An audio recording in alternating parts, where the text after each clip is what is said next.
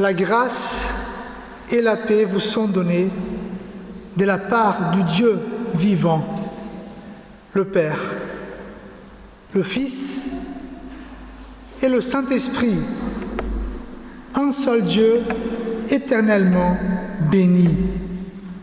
Je vous invite à la prière. Prions.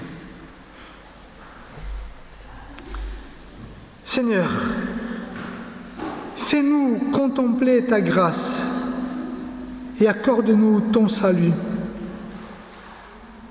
Nous écouterons ce que dit le Seigneur, le Dieu fort,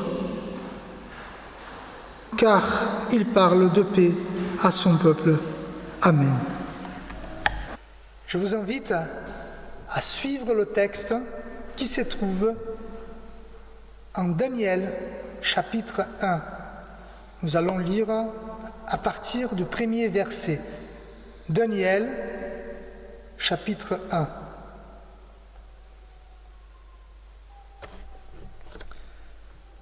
La parole de Dieu nous dit: la 3e année du règne de Joachim, roi de Juda, Nabuchodonosor, roi de Babylone, marcha contre Jérusalem et l'assiégea.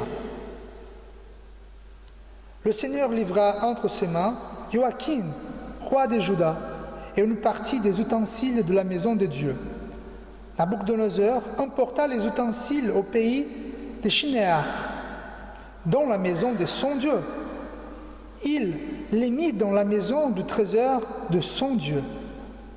Le roi donna l'ordre à Ashpenaz, chef de ses eunuques, d'amener quelques enfants d'Israël de race royale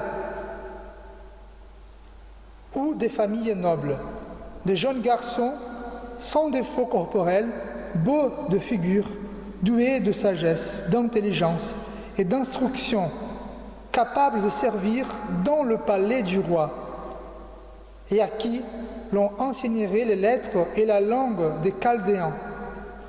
Le roi leur assigna pour chaque jour une portion des mets de sa table et du vin dont ils buvaient, voulant les élever pendant 3 années, au but desquelles ils seraient au service du roi.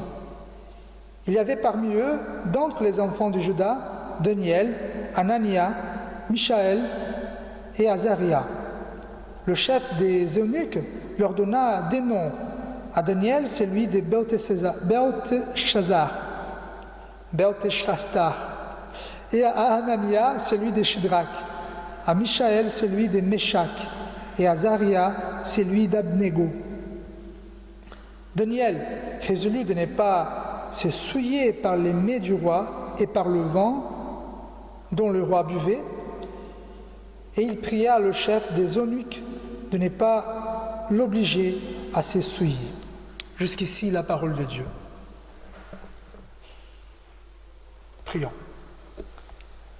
Seigneur, conduis-nous, Seigneur, dans cette démarche d'apprendre ta parole.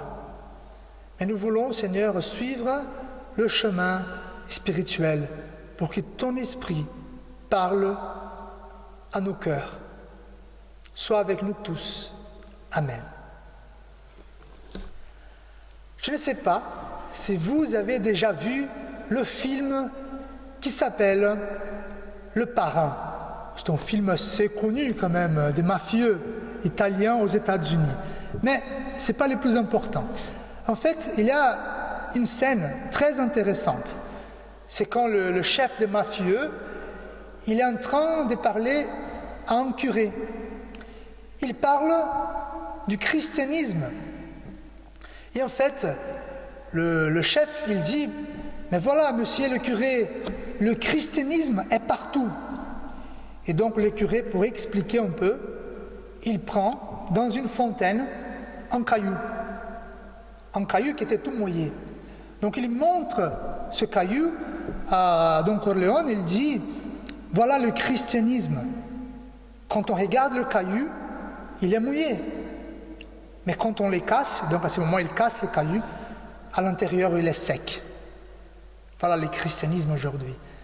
Et c'est vrai, quand on sort d'ici du temple, où on va, on trouve des croix, on trouve des églises, on trouve des temples, on trouve des symboles religieux. Nous avons un calendrier religieux aussi. Donc le christianisme, il est partout. Mais quand on regarde les bancs des églises et des temples, on voit qu'il y a quand même une partie sec. En fait, frères et sœurs, nous ne vivons plus dans le monde d'avant, où il y avait une culture chrétienne assez pertinente. La France, qui est connue pour être la fille de l'Église, voilà, marche loin de ce qui est vraiment chrétien. En fait, la question qu'on se pose aujourd'hui, comment être chrétien dans un monde non chrétien? Et le texte qui raconte l'histoire de Daniel et ses amis nous donne des pistes. Comment être chrétien dans un monde non chrétien? Quand on regarde un peu ce qui s'y passe dans l'histoire, on voit que les garçons qui habitaient en Juda, ils étaient là, dans leur pays, bien et heureux. C'est vrai qu'à cette époque-là, selon le texte biblique, au niveau religieux, Juda n'allait pas très bien. Son roi n'était pas trop sympathique, là, il était un peu idolâtre. Mais apparemment, ils étaient dans leur pays, tout s'est passé bien, mais un jour, la nation a été subjuguée par une autre nation plus puissante, la Babylone en l'occurrence. Selon le texte, le roi Joachim a été livré par Dieu à Nabuchodonosor, donc la volonté de Dieu. Et ces garçons-là, qui n'étaient pas les seuls, bien évidemment, ils ont vu leur pays, la chute de leur pays. Ils ont vu des morts, des guerres, des morts dans la ville de Jérusalem. Ils ont vu les ustensiles du temple être profanés. Comme vous le savez, dans l'Ancien Testament, les ustensiles étaient consacrés, étaient sanctifiés, donc ils étaient sacrés.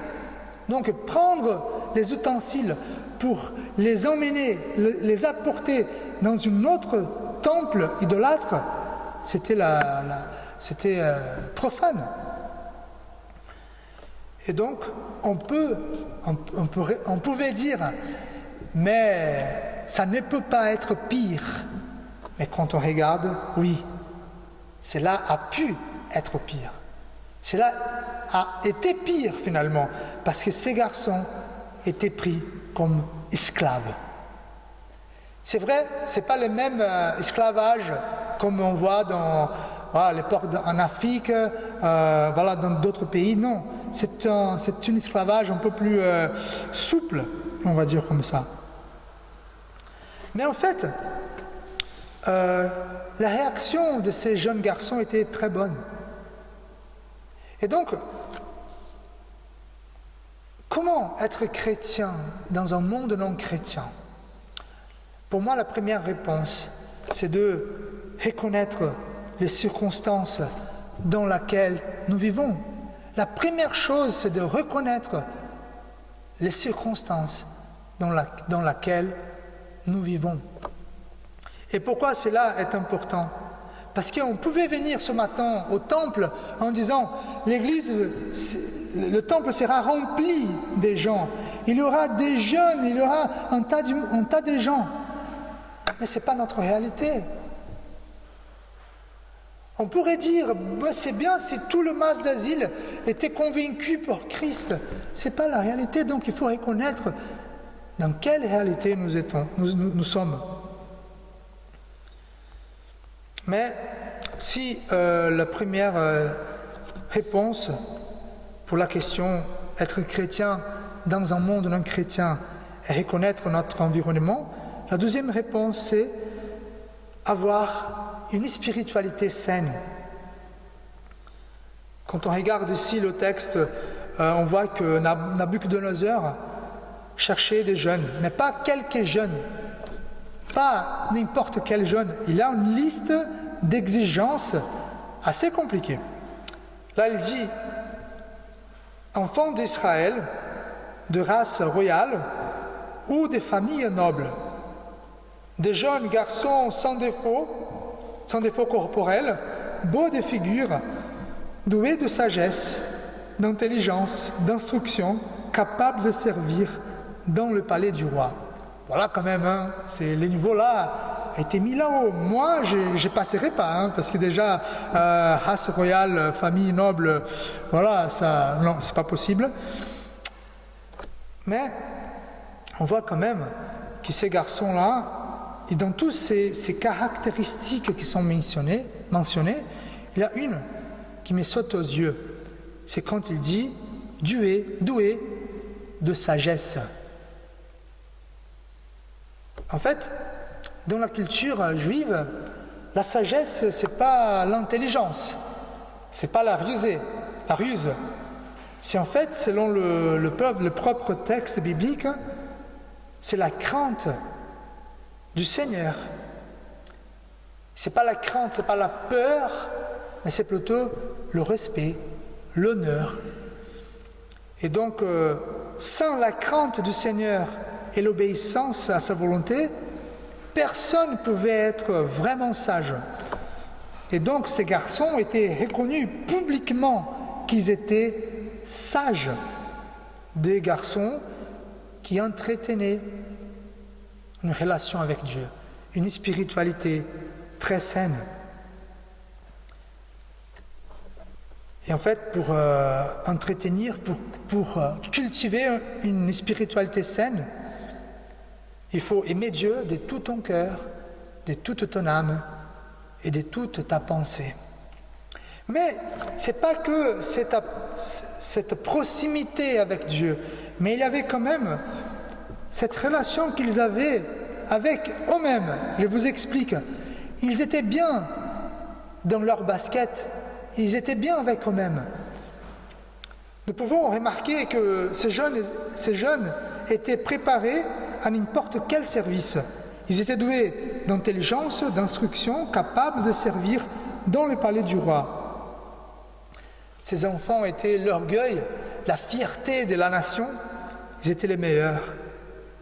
Mais ce qu'on peut constater d'emblée, c'est que oui, ils avaient une relation avec Dieu, ils étaient sages, mais quand même, ils cherchaient un épanouissement personnel. Ils cherchaient les études. Ils cherchaient grandir dans les connaissances. Ils cherchaient être, pas parfaits, mais être bons en ce qui leur était proposé.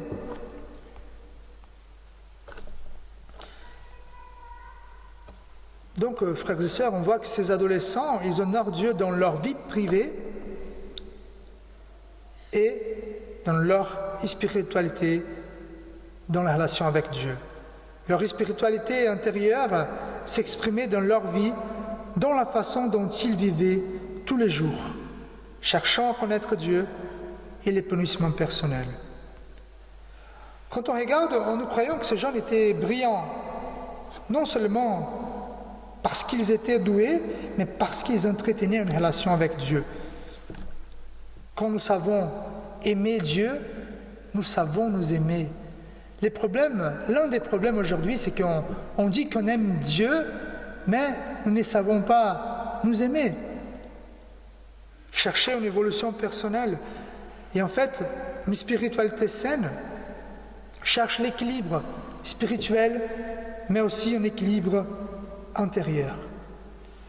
Et en tant que chrétien, notre spiritualité dépend intégralement de Jésus. C'est Jésus qui a fait le chemin entre notre cœur angoissé et Dieu. C'est Jésus qui a approché Dieu de nous. C'est lui qui a fait ce chemin, c'est lui qui est mort pour nos péchés, c'est lui qui a apaisé la tempête de nos cœurs. Donc, la spiritualité du chrétien se résume à aimer sincèrement Jésus et être comme lui, à savoir aimer nos prochains. Alors, sans cela, toutes pratiques spirituelles sont mortes, faibles. Si nous n'aimons pas Jésus, la prière, la lecture biblique, les bonnes œuvres sont mortes.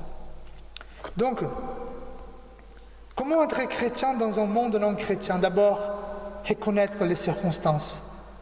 Deuxième lieu, avoir une spiritualité saine, avec Dieu, bien évidemment, et avec nous-mêmes. Et pour finir, la troisième partie de la réponse, c'est garder notre identité. Quand nous nous approchons de Dieu, ou lorsque nous cherchons cette spiritualité intégrale, ça veut dire qu'elle touche toute la vie, nous pouvons traverser n'importe quelle tempête. Nous pouvons être lumière du monde et sel de la terre. Pourquoi? Parce que nous savons ce que nous sommes, et nous sommes enfants de Dieu. Est-ce que vous avez vu le film « La vie est belle » ? C'est un film d'une famille juive qui est amenée au camp de concentration. Et donc, le père et le fils sont séparés de l'épouse. Et donc, l'histoire raconte tous les moments où le Messie essaye de laisser souple la situation pour son fils. Et donc, bien évidemment, il était dans un moment difficile. Il était marqué, il était réfugié. Finalement, même tout cela ne l'a pas empêché d'être ce qu'il était, le père de ces garçons. Et donc, les moments difficiles vont arriver et nous ne pouvons pas perdre notre identité.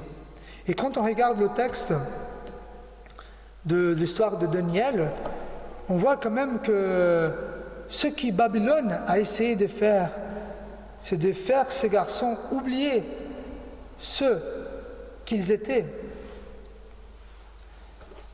En fait, la Babylone avait deux manières deux politiques de domination. La première politique, c'est la destruction. La puissance militaire venait pour ravager le pays, pour s'emparer. Et la deuxième politique, c'est l'intégration culturelle. Je vous explique. Donc, il faisait un peuple, un pays devenir partie de la Babylone. Pourquoi? Comme ça, il y aurait moins de morts et aussi plus d'impôts. C'est ça que la Babylone voulait faire. Voulait que ces jeunes-là apprennent la langue, apprennent la culture babylonienne pour que, en revenant de la Babylone, ils puissent faire de Juda une petite Babylone. Et comment on peut constater ça? Déjà, avec le festin du roi, parce que le roi voulait partager tous les jours son festin, et en plus les changements des noms. On voit que les noms qui ont été attribués aux jeunes là, des noms qui parlent de Dieu, par exemple, Daniel, Dieu est mon juge, Anania, l'Éternel fait preuve de grâce, Michaël, qui est Dieu, et Azaria, c'est lui qui l'Éternel aide. Ils changent par des noms païens, par exemple, Daniel deviendra Belchastar, Baal protège la vie. Voilà, Baal, c'est un dieu des Babyloniens. Anania devient Shadrach, l'ordre d'Aku. Aku aussi, c'est un dieu des Babyloniens. Michaël devient qui est Aku, et Azaria, serviteur de Nebo, qui devient Abed-Nego. Donc tout cela pour le faire oublier ce qu'ils étaient. Et on peut se dire, mais Daniel, il a accepté les changements des noms, des prénoms, mais n'a pas accepté la nourriture. Pourquoi? En fait, parce que changer des noms, ça, Ils n'allaient pas oublier leur prénom, c'est clair. Mais le festin pouvait toucher leur cœur. Jour après jour, en mangeant de bonnes choses, en buvant du bon vin, ça pouvait tordre et tourner leur cœur. C'est pour ça que Daniel va demander au chef des eunuques de ne pas manger. Alors, frères et sœurs, quand notre relation avec Dieu elle est profonde, lorsque notre spiritualité est saine, nous pourrons nous rendre compte des nuances et des subtilités des choses qui nous font oublier notre foi, oublier notre Dieu, oublier ce qui nous sommes vraiment. En plus, cette proximité et amitié avec Christ nous aidera à ne pas nous contaminer par tous les charmes et luxes de la tentation. C'est vrai que la tentation est toujours belle. Elle ne vient jamais moche. Et les tentations et les péchés, finalement, servent pour que nous oublions qui nous sommes, que nous sommes enfants de Dieu. Et quand on regarde la tentation de Jésus-Christ, quand Satan vient pour le tenter, on voit la tentation pour la satisfaction. Quand Satan dit si vous avez faim, demandez du pain, faites que le pierre devienne du pain. La tentation pour le pouvoir, quand Satan dit allez, saute, et les anges vont venir. Les pouvoirs sur les anges, les pouvoirs au ciel. Et la tentation pour l'adoration, quand Satan il dit je te donne tout le monde, il faut juste que tu te prosternes devant moi et je te donnerai le monde. Les tentations qui avaient l'intention de faire Jésus oublier qu'il était le Fils de Dieu et la mission qu'il avait de sauver ses enfants. Donc pour être chrétien, et je conclue là, être chrétien dans un monde non chrétien, d'abord, regardons autour de nous pour reconnaître les circonstances dans lesquelles nous vivons. Deuxième lieu, ayons-nous une spiritualité saine avec Dieu et aussi avec nous-mêmes. Et en plus, garder notre identité. Nous sommes enfants de Dieu. Le monde n'est plus influencé par la culture chrétienne, tant bien que mal. Mais si le monde change, nous ne changeons pas. Je vous invite à la prière. Seigneur, Dieu d'amour, aide-nous, Seigneur, à vivre dans ce monde.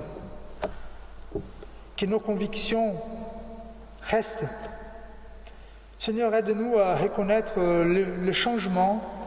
Aide-nous à reconnaître ce nouveau monde dans lequel nous vivons. Mais aussi, Seigneur, par ton esprit, qu'on puisse garder une spiritualité saine, qu'on puisse garder toutes les pratiques spirituelles, qu'on puisse chercher Jésus-Christ et ta face, Seigneur. Et que nous aussi, nous puissions prendre soin de nous-mêmes, que nous aimons, Seigneur, nous-mêmes. Et Seigneur, par ton esprit, que nous puissions savoir toujours ce que nous sommes. Nous sommes tes enfants. Amen. Je vous invite à vous lever pour recevoir la bénédiction et l'exhortation de la part de Dieu.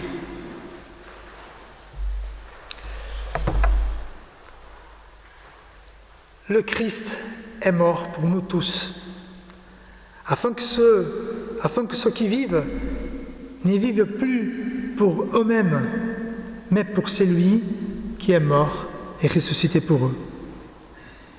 Que le Dieu de paix vous rende capable de pratiquer tout ce qui est bien,